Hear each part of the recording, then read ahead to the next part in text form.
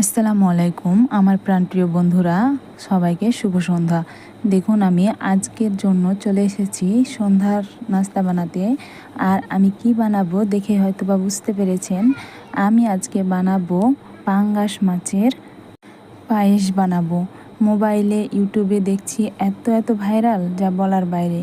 তাই আমারও ইচ্ছা হলো আমি যদি একটু পাঙ্গাস মাছের পায়েস বানিয়ে আপনাদের মনে জায়গা করে নিতে পারি। না, আসলে মোটেও তা না।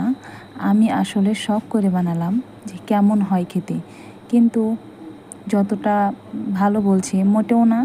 আমি কিন্তু একেবারেই খেতে পারিনি, আমাকে খেতে একদম বাজে লেগেছে। যতই হোক, মাছের তো একটা আষ্টে গন্ধ থাকবে। তো দেখুন, আমি মাছটা ভেজে নিয়েছি, তারপর নারকেল, দুধ, চিনি সব কিছু মশলা একসাথে দিয়ে ভালো করে জাল করে নিয়েছি। দেখুন, পায়েসটা অনেক সুন্দর হয়েছে, খেতে কিন্তু বেশ মন্দ না, তবে অতটাও ভালো না। আসসালাম।